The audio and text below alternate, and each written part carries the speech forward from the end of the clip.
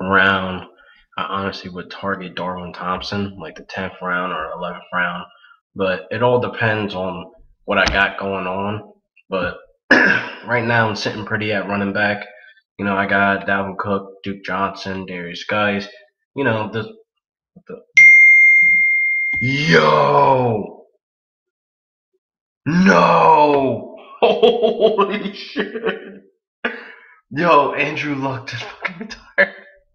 Yo, oh my god, what the fuck? Yo, this can't be real. This cannot be real. Dude, why? What the fuck? Yo, I'm like legit shocked right now. Like what the fuck? This can't be true. Hold up. There's no way this is true. What's going on, guys? This is Real Deal Fantasy HQ with your boy LQ, back again for another great episode, and I am still in shock, people. I am still in shock. Andrew Luck, at 29 years old, has just retired from the NFL. It just came out of the blue, and all week he's been, going through the emotions to actually come to this decision if he was going to retire. He had a meeting with the GM, and he's just been in pain and rehab and in pain. He just doesn't have it in him anymore. He doesn't have the drive to go blood, sweat, and tears and putting his 100% into the game of football anymore. He's out of it, man. Just mentally he's out of it, and physically he's out of it. So I respect the decision of him retiring, and he had a hell of a career, man. Hell of a career. He one of the greats, really. He came out of college on fire. He was one of the guys that were very polished and ready, NFL ready to just go out there and do his damn job. But more power to him. Hopefully he finds something in the future. I mean, he graduated from Stanford, so he does have the degree. So there's plenty of things he could do with it. So not too worried about financially what he's going to do or anything like that. But he can go rest up, change the world on his own time or whatever he's going to do. Nice guy, but I'm still in shock. Like, if you haven't seen it already, I mind blown when I got that notification and text from my buddies. It was just, Jesus, man, I couldn't believe it. I'm still in shock. But long intro, but we're going to get into what's going to happen with the fantasy aspect of things with him retiring. How is TY Hilton's going to be addressed going into the draft? How is Eric Ebron, Marlon Mack, and etc.? How are these guys going to be addressed with this news happening that Andrew Luck is retiring? I mean, they're obviously going to take a fantasy hit. I mean, Brissett is a good quarterback, but he's no Andrew Luck. That is what needs to be stressed going into this draft, that he is no Andrew Luck. Andrew Luck is a huge gap between Brissett and him. So they're going to take a fantasy hit, and we're going to discuss that today. So let's get right into the episode.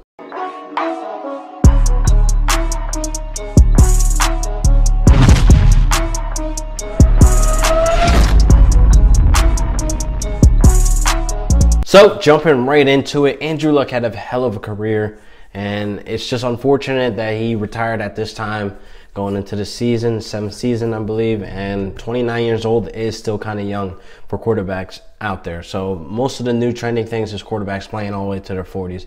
Fuck you, Tom Brady. But anyway, it's unfortunate that he did it now, but I respect it. Him dealing with the pain, and then the Colts fans are freaking relentless. They're savages. They were booing him off the field when he was in the preseason game, like when news broke. So you guys are savages for that. I don't respect that. Like, that man put his blood, sweat, and tears into this. He put his heart into this. One of the nicest guys you probably could meet ever, and you guys boo him? You got to explain that to me. I don't understand that. But right now, we got TY Hilton at the 308 spot ADP. I'm not taking TY at no 308 right now, being that I was already skeptical about him. I already had questions about him going in that third round. And with this happening, now Andrew Luck's out of the picture and their chemistry is gone. I'm not comfortable taking TY in the third round. I'm kind of going to let TY just fall a round under. I'll take him in the 4th round, no problem, because I should already have an established stud wide receiver 1. So I'm not going to be looking for TY to come in and be my stud wide receiver 1 and try to win me games week to week. Nope, not happening. Not with a backup. Brissett is a very good quarterback. He impressed me in his preseason games when he was with the Patriots.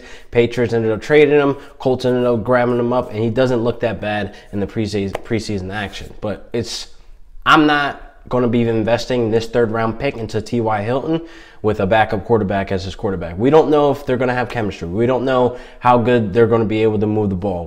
There's a lot of questions going into this week 1 with him starting at the quarterback. I do think the Colts will probably reach out and try to get a veteran presence in that backfield, or in the QBs, in the QB room. So it's obvious that they need a veteran there. They need some type of, leadership to go into that, because this is a big hit that all of their players just took. That entire offense just took a huge hit. And Brissett could probably get the job done, but I'm just not too invested in TY in the 3rd round, taking him that high. So I think TY Hilton will drop an entire round with his backup quarterback, and I'm probably just, honestly, if he's into the 4th, I probably still don't know if I personally would take him, because there's too many question marks. There's too many things.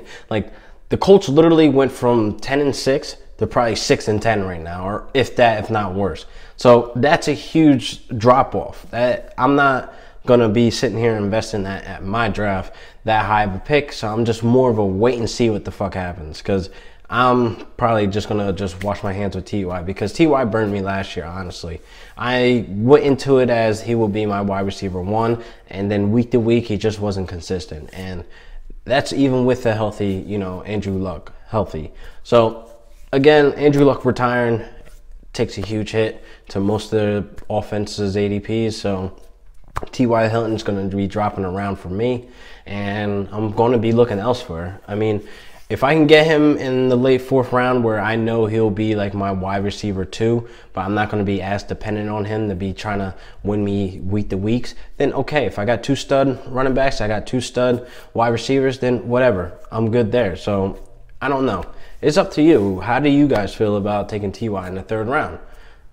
I don't feel okay about it now with this whole retirement thing. So we'll see. We'll have to see how they move the ball. We'll see how that offense adjusts and how they ended up building and trying to protect Brissett so he doesn't fall apart like how Luck did. And with Marlon Mack sitting at the 403 spot in the 4th round, I am still comfortable with taking him there to be my RB2. I still like the potential he has. I still like the value that he brings in production that he's going to be seeing as an every down back. I know a lot of people are saying he's overvalued right now, and some people are shying away from him, but I still believe in Mack. And I do believe he's still good for 1,000 yards and probably the 40-45 catches at the backfield. So he's still a very good running back, and I don't think he's affected as much as T.Y.'s Hilton ADP is, because he's going to be running the rock. He's going to be running the rock on the goal line, so he's going to have some touchdown relevancy there. So it's like I'm not really too worried about him being affected by Luck retiring. So his ADP is okay with me at the 403 spot,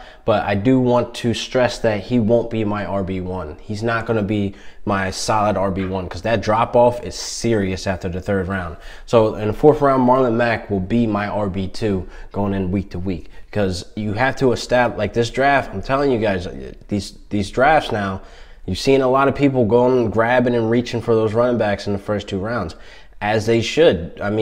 A lot of guys are going running back established, and they have 2 stud running backs and still finding great value in the later rounds with wide receivers. So if you want to be one of those guys where you go running back, and then a good wide receiver that has low-end wide receiver 1 talent, and then follow up with Marlon Mack, you're sitting pretty there. That's what I like. Marlon Mack in the 4th round, I'm still okay with. I don't think his ADP takes much of a hit. Now, Jack Doyle and Eric Ebron, the tight ends, I don't think that they will be playing up to par to where their ADPs are. Now, I got Eric Ebron coming off a hot season of touchdowns, living in the end zone, and his ADP right now is at 712. Now, about the 712 ADP, I'm actually okay with, but then I'm not, because he's not going to live up to those touchdowns again. You can't expect that to happen this year again with, Brissett. So I don't think he will be his #1 target. In the red zone, I think he'll have a lot of moving parts. You got Paris Campbell, you got Marlon Mack, you still have T.Y. So he's going to have a lot of moving parts and a lot of talent there, where I think that Eric Ebron becomes like an afterthought. So I don't think him and Jack Doyle will be playing up to par to where you think that they will find value in the 7th, 8th round. And the thing is, though, Andrew Luck really probably takes an effect to this, to where Eric Ebron will be affected by that. But I don't think already before the retirement that he was going to live up to expectations to begin with. So Eric Ebron in the 7-12, it's kind of whatever. I'm not going to be targeting him. I got other, tight ends on my mind, other people I got my eye on, to where I would like to target in that general area, because you got some good value wide receivers in that round also. You got some sleepers in there that have wide receiver 2, low end wide receiver 1 potential. So in the 7th round, I'm going to be looking elsewhere, because I already had my questions about Eric Ebron before Andrew Luck retiring. So the 7-12, I'm going to go ahead and pass on that. So obviously you got a lot of moving parts on that offense now, and a lot of things that needs to be clicking and going, firing all cylinders come week 1 with Brissett back there now. So who knows how this offense is going to look? Who knows how this offense is going to gel together and how they're going to be able to move the ball? So it's kind of cautious going into this draft with all the Colts players, but the least person I think is affected is Marlon Mack. So again, Eric Ebron, I had my questions already. He's not going to live up to expectations of what he did last year. That touchdown is probably going to get cut in half. So I'm not really too worried about Eric Ebron. Everybody's like gassing him. This is his revamped, season or whatever. So we'll see what he does this year. Again, he's more of a wait and see on my list, because I'm honestly not too impressed to actually think he will continue this going into the next season. So real quick, I just want to go over the guys that I went over. TY Hilton, Marlon Mack, and Eric Ebron, and Jack Doyle. So those 4 people, I really think some of them are affected more than others, but it's definitely a high investment for TY Hilton in the 3rd round. So again, I think he drops an entire round, and his ADP is dropping like a stone right now. I would like, to see TY Hilton and Brissett get a nice little chemistry going, and then me grabbing him in the 4th round, he still has that value of the 3rd round. I would love for that to happen. It's possible, you know what I mean? But I'm just not going to invest that 3rd round into him just yet for him to be my wide receiver 1 if I go running back. So it's strictly on that strategy I want to stress out, because a lot of people are going running back. It's what I'm seeing. That's what's trending right now, and that's actually what I think is going to bring home the gold. So going into that 3rd round, I don't think TY will be on my list to be saying, oh yeah, let me take TY Hilton to be my wide receiver 1, and then that drop off is mean after that 3rd round, to where there's really not that many high wide receiver 1s that are going to be in there. You got the low end wide receiver 1s and then the wide receiver 2s all after that round. So there's a little drop off where I'm worried at. So that 3rd round, I'm going to invest elsewhere. And with Jack Doyle and Eric Ebron, I'm not really feeling their hype. I'm not feeling Eric Ebron's hype, with the touchdowns making him, fantasy relevant. So especially that's going to be a drop off. And Marlon Mack, I really think he's the least affected in this, but it could be a problem if they can't move the ball with and without him. You know what I mean? So we'll have to see how this goes. Week 1 is going to be very interesting to see what their game plan is, or they're going to just play conservative, or they're just going to throw the entire playbook at Brissett. So that's a lot of things. Like I said, they went from like a 10-6, 11-5 team to like a freaking 6-10 team. So it'll be interesting to see what happens.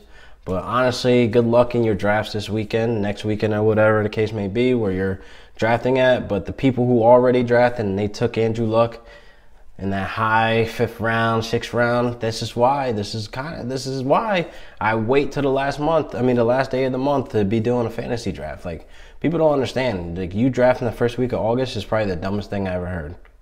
Please, like, explain to me why. Like, you benefit nothing but headaches and fucking injuries and retirements. Like, no, I don't understand that. Like, somebody has to explain this to me. Why would you even remotely think that's okay to draft that early in the month? Like, are you stupid? Like, especially the high stakes, like the big money leagues. Like, why wouldn't you wait until the preseason over? Look at Lamar Miller. He just tore his ACL. Not that he was, a great running back that you were going to target, but still, anything can happen. Tore his ACL, done for the season. So if you picked him up the 8th, 9th round, wherever he was going, it's like, damn, I just wasted my pick on a guy that's done for a season. Like, I was a victim of Jerick McKinnon last year. 3rd round, I took him like a dickhead. Tore his ACL in practice. I'm talking about practice. Don't be that guy. Make your drafts later. I can't stress that anymore. I hate seeing like freaking, oh, first week of August, I'm drafting. Idiot. Idiot. I hope it's a free league. I'm just ranting at this point. Anyway, let me end this. But I know for a fact that TY Hilton is going to take an ADP hit. Eric Ebron again, Jack Doyle, not too much. I'm not even too worried about them. Marlon Mack will probably be the least affected with Andrew Luck in his retirement. So that's basically all I got for you guys today. So that wraps up another great episode of Real Deal Fantasy HQ with your boy LQ. Like and subscribe for me. Leave a comment below on what you guys thought about the episode. Andrew freaking Luck just retired at 29. I'm still in disbelief. I'm still shocked. And a couple of these guys, T.Y. Hilton, Marlon Mack, Jack Doyle, Eric Ebron, ADPs will take a hit. Just how much of a hit that you guys think? And is T.Y. Hilton still a very highly invested third-round pick? I mean, leave a comment below on what you guys think about that. I think T.Y. will take the biggest hit out of this, so I'm going to shy away from, honestly, until he drops a full round under. So let me know what you guys think. Hit me up. Follow me on Twitter at Real Deal Fantasy, and I'll see you guys later for another great episode of Real Deal Fantasy HQ. Peace.